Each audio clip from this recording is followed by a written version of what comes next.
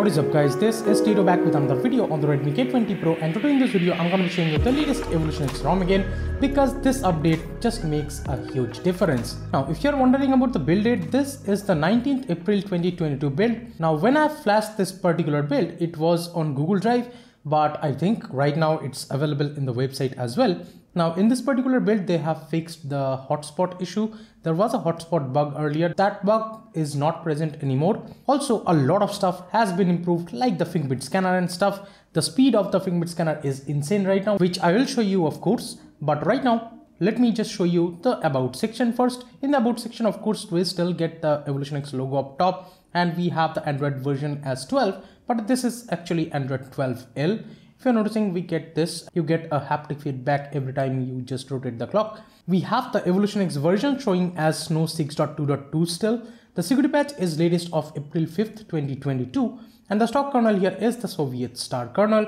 And the build maintainer, of course, is still Stalix. Now, in the system, we still get the system updated and stuff, and you can check for updates from here, of course. And if you have no idea how to actually flash this particular ROM on your device, you can check out the how to flash guide from the description or the cards. In the gestures, we have the quick tap gesture. This is the back tap over here. That is actually working fine. And we have the quickly open camera and stuff. Then we got the system navigation gestures. We still have the pill length, but you can't really change the thickness of it. We have the advanced gestures or the extended swipe action. They are working perfectly fine here. You can customize that. The haptic feedbacks are working great. The back gesture animation and stuff, everything you can disable or enable. The IME button space or the keyboard space on the bottom, you can disable that if you want to. Swipe to invoke assistant and stuff, everything is working great as you are noticing. The 2-button and 3-button navigations are there as well. And we have the one-handed mode, the press and hold power button option, and you can have it on hold for assistant. Then swipe to screenshot and stuff, everything is just working perfectly fine. And as you can see, there is the capture mode option. If you click on capture mode, you can actually capture more stuff just from right here, and you can see how much stuff is getting into the screenshot, and you can edit them out. Then you can just draw a doodle or something if you want to, and you can share it, delete it, or edit it from right here. So let me just delete it for the time being, and let me go back. We have the double tap action, and this is the double tap to check phone. That is actually working perfectly fine. And here, let me actually show you. As you can see, the double tap to wake is actually working perfectly fine. But right now, it's time that I show you the fingerprint scanner speed. Just notice how fast it unlocks. I tap the fingerprint scanner, and as you can see, it unlocks. It unlocks 100% of the time, and just notice the accuracy of it. From the lock screen I'm showing you, just notice it has unlocked. Let me try one more time, and as you can see, this is one of the fastest fingerprint scanner experience that I have ever seen for the Redmi K20 Pro at least. And just notice how fast it does unlock. Even from the always on display, it unlocks super fine. Even if I do this with this finger, and as you can see, it unlocks fairly faster, and it's the fastest that I have seen pretty much on the Redmi K20 Pro. The fingerprint scanner is just blazing fast on the latest EvolutionX, and there is no comparison with the previous updates or even any other ROM. It just unlocks 100% of the time, and as you can see, it's not a bug or something. Just notice if I am touching other fingers, it doesn't unlock. Only my registered finger works, and that works 100% of the time. Very reliable fingerprint scanner experience overall. So yeah, this is one of the fastest fingerprint scanner experience that I have ever seen. Also, if you're wondering about the customization of the fingerprint scanner icons and the animations, yes, they are still there. You can customize between these many icons. If you're noticing, huge amount of icons are there. Also, the animations you can choose from right here. You have to enable this animation. After that, you can choose these animations. I have been using it with the McLaren one, but you can use or go with any other animation that you want to. Also, one more thing I forgot to show you guys, that there is the AppLock, and yes, they are working perfectly fine. If you're noticing, this is how the AppLock UI looks like. And yes, you can definitely lock any particular app. In the security, if you go here and we get into the advanced settings, we have the stock lock options. From there, we get the AppLock. And if you click on that, this is how the AppLock interface will look like. You have to tap the fingerprint scanner once. Then this is the interface that you will get. The AppLock, you can actually go into the protected apps. You can select particular apps that you want to lock or unlock. So let's assume I just selected that. But here, the good thing is earlier the Google Photos was not appearing here. But as you can see right now, the Google Photos is there. So if I want to open the Google Photos, as you can see, this particular app is locked.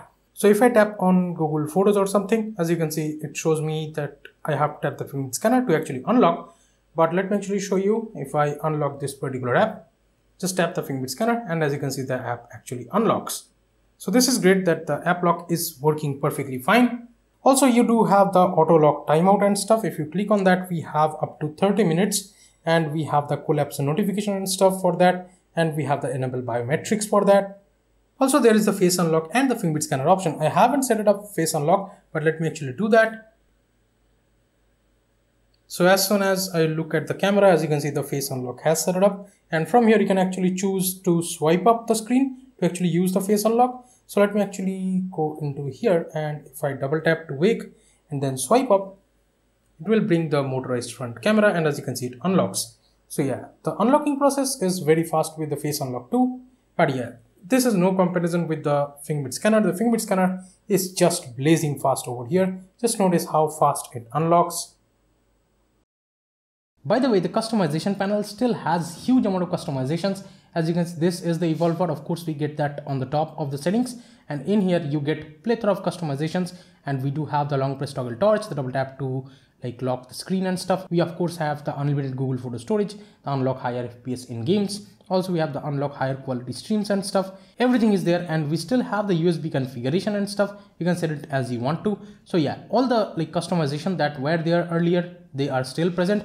By the way, it has the Google dialer and stuff as the stock dialer, and let me tell you, the VoLTE calling and stuff should be working fine, although I don't have a SIM card in the device yet. In terms of the stock camera, you will be disappointed. This is the stock camera of this ROM, and it looks very basic, very old kind of Google camera that you get by default. But here I have installed the Gcam, and this is the Gcam Unix version. This is actually working perfectly fine. Even the front camera and stuff, if you want to see, as you are noticing, the front camera is working perfectly fine. No issues whatsoever with the front camera. Also, there is a video settings and stuff. You can shoot 4K videos if you want to. You have to enable that from the settings. But yeah, I mean 4K video for the rear camera, not the front camera. But yeah, 60 FPS video option and stuff is there for 1080p. And yeah, the portrait mode, the night sight, everything should be working great. Also, there is the ultra wide angle lens switching option, so that is actually working perfectly fine. If I switch to the 1x, you may see that, and as you can see, there is a 2x telephoto option too, but you have to enable that from the customization settings of this particular camera. If you install a Gcam separately, that should be working great. Also, if you want to install ANX camera on this particular ROM, you can definitely do that. You can check out the card or the description for that. This is how the quick setting panel looks like. Let me actually show you from the home screen. By the way, in the light theme, it still stays dark, the quick setting panel I mean. So this is how it is as of right now. I would have loved to see this panel going white over here, but that sadly is not appearing in EvolutionX, at least as of now. Even in the light theme, the quick setting panel stays dark, but the bottom notification panel stays white like this. But if you turn on the dark theme, let me actually show you, it works like very seamlessly, as you are noticing. So yeah, it just closes the quick setting panel once you disable or enable the dark theme. So that's how the icon actually changes. Let me actually show you in the dark theme. As you can see, the icons has changed to the dark mode, and here in the app drawer too, as you can see, everything has turned dark. But of course, in the light theme, you can get the app drawer in the light mode, and even the Google Now cards and stuff turns white in the white theme or the light theme. So that's how it is. But just the quick setting panel disappoints me. Otherwise, we have the power menu and stuff appearing like this, and looks beautiful, I would say. And here, let me actually go and show you the screen recorder over here. As you can see, we still have this kind of animation popping out everywhere. Once you're playing a music or something, it shows like this in the lock screen, and animations are just awesome. And you can just tap over here, and you can actually see the output device. If you connect a Bluetooth headset, it will show up right there. If I keep it right over here, it should switch. And as you can see, it has switched to the both ear dopes. And here, if I tap this, and as you can see, I can increase the volume from right here. So this is great that we have these kind of animations everywhere in the UI. It looks beautiful. By the way, once you connect a Bluetooth headset, it shows the Bluetooth battery icon over there on the status bar. Talking about the sound quality, this is how the sound settings looks like. We have all these options, and there is a ringtone vibration pattern changing option and stuff, and all these touch vibration or haptics customizations are there, and even there is the haptic feedback and stuff in the recents panel too. So once you are doing this, you can get the haptic feedback everywhere, so that's great. And we have the Mi sound enhancer too, so from there you can actually customize these sounds. And the sound quality via the headphone jack and Bluetooth as well was great. Even with speakers, it's plenty loud. So yeah, no issues with the sound quality on this particular build. And here we have the hi-fi audio option. Also, we get the bass booster and stuff if you want to enable those presets. Talking about the quick setting panel, everything is still there, and we have the always on display toggle, the volume panel and stuff. The FPS info appears over here, right, like on the top left side of the screen, but it's not cornered. you get the FPS a little bit below over here from the top. So that's great. You can actually see the FPS in real time. And we still have the other things like the nearby share, the screen recording and stuff. And of course you can record the device audio and microphone audio at the same time. We have the heads up, the battery saver, the do not disturb, the data saver, and we still have the reboot toggle too. So that's great. Of course, the advanced reboot is still there and you can definitely reboot to the recovery or fast boot from right here. The desaving toggle you get, and we still have the high brightness mode. So if you want to enable that, if you are outdoors or something, you can definitely use this toggle if you want to. There is the auto brightness too. You can toggle it off if you want to. In the display settings, we still get those custom display settings like desaving you can enable. Also, there is the daylight brightness mode or the high brightness mode. And we have the extra dim of Android 12. Then we have the lock screen customization and stuff. Let me go back. We have the dark theme, then the font size, display size, and we have the double tap to wake and the pocket detection as well. Wake up on plug, you can disable or enable from right here. We still have the color customization. If you want to control the RGB of the screen, you definitely can do that. We still have the wallpapers and styles, and from here you have the wallpaper colors or the basic colors you can choose from. Dark theme you can customize, the themed icons are there. Also, we have the app grid up to 5x5 and you can change the wallpapers from here. So this is the Papers wallpaper app that you get by default on EvolutionX. And there we have the EvolutionX kind of wallpapers and they look beautiful, and there are some like newer additions over here. So yeah, everything just looks awesome on this wallpaper app. You can use these wallpapers or any other wallpaper app that you want to use. But yeah, there is also the live wallpapers if you're looking for those, just like this, the living universe and stuff, they are still there. Now talking about the basic things, and it has the DRM info showing as L1, so you can stream Netflix or Amazon Prime videos in 1080p without any issues. Also, the Safetynet test passes right out of the box, so you shouldn't worry about the banking apps over here. Also, the widgets are working perfectly fine, and just notice the animation, the Android 12L animations are still present.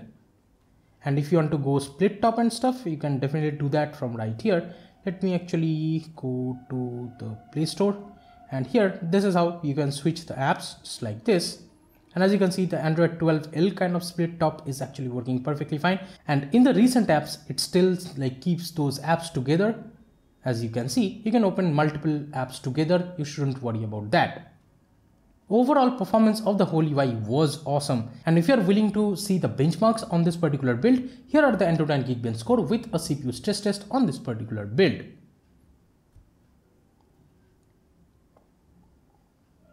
Now let's talk about battery a bit. Well, here this is how the battery settings looks like.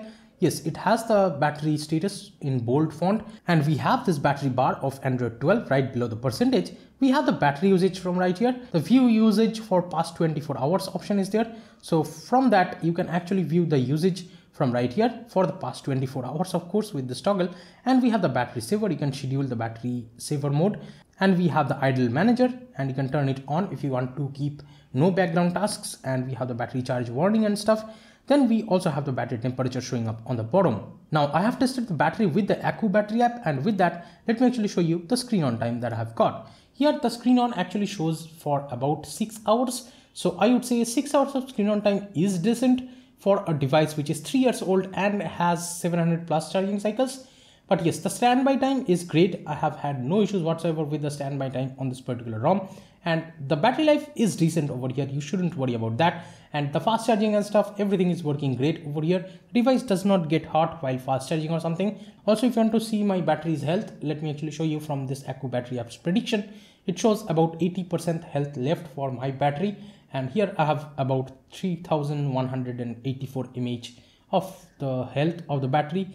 So yeah, that's how it is. The battery life is decent in my frank opinion. So what do I think about the latest EvolutionX ROM? I would say this is one of the best ROMs that I prefer for daily driving on the Redmi K20 Pro, and I still can say that it has no bugs as of right now, and I haven't had any kind of issues as such. In the previous build of this one, there was a bug of hotspot, but that has been fixed with this latest update. So that's been it, guys. Thank you so much for watching this video. Give it a thumbs up if you liked it. Subscribe to the channel if you have not yet. This is Tito from K20 signing off for today, and I'll be catching you guys in the next one.